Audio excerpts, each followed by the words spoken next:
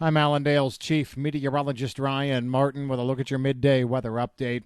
In terms of weather that's impactful to key growing regions, there's not much to talk about at midday here. We still have high pressure that's off to the western part of the Corn Belt, just now easing into the western Corn Belt, seeing winds go south behind it fairly easily. That'll bring warmer air in to the Corn Belt over the course of the next few days, although right now we're still looking at maybe some record low maximums over parts of the Corn Belt, especially in the Great Lakes region. Not the biggest crop areas, but still it's impressive to see the cold air being in play. South winds taking temperatures up near normal over most of the Corn Belt through the last part of this week, and we're actually going to be going above normal as we finish the weekend and go through next week.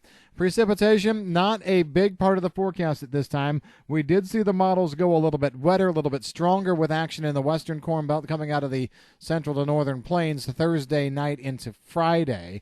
Right now, I think a good chunk of Iowa and the northern half of Missouri could be seeing an inch or maybe even a bit more of rain. Coverage about 70%. Still looking at quarter to three-quarter inch rainfall total southern Minnesota, quarter to half inch coverage or totals in western Illinois. But then everything just kind of falls apart as we go longer term. I just don't think we're going to be looking at anything serious in terms of precipitation for a while. As a matter of fact, most of next week as the temperatures start to warm up, we're going to be seeing very little precipitation. As the temperatures warm, we probably will have to keep an eye out for some scattered thunderstorms or showers popping up.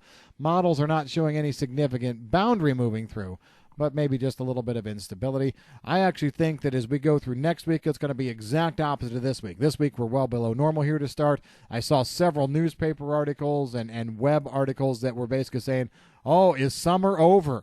With big question marks. No, summer's not over.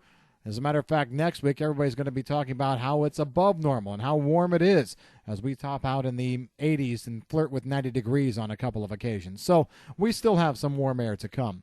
Best precipitation over the forecast period toward the end. I've got a nice system that I'm actually getting to like a little bit more there around the 5th and 6th.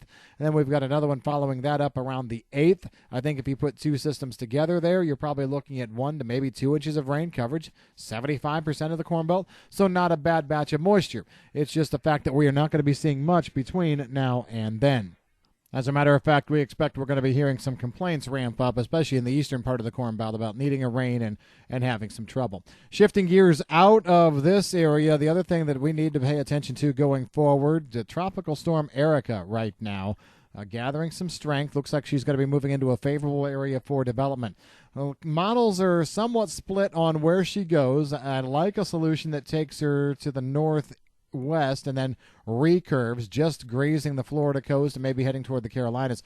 However, the latest midday model runs also are showing a few outliers, taking it more toward Miami, southern Florida. If it takes a track, especially a beeline track like that, would have to be concerned about whether it crosses the Florida Peninsula and then re-strengthens in the Gulf. So that's going to be something that I look at. On one hand, if it recurves and hits the Carolinas, we have to keep an eye out on that for agriculture in North Carolina, specifically hog production areas. If it goes into the Gulf, yeah, then that's all sorts of issues. Oil, gas, and you got soybean harvest and southern United States crops. You have the fact that it would curve and head north and probably throw a big slug of moisture, maybe all the way up into the Ohio Valley. So lots of things to consider there. Let's just say Erica is a storm that we're going to be watching here over the next couple of days. That's the way things are stacking up. Have a great rest of your day. If you got any questions on the weather, give us a call at Allendale. I'm Chief Meteorologist Ryan Martin.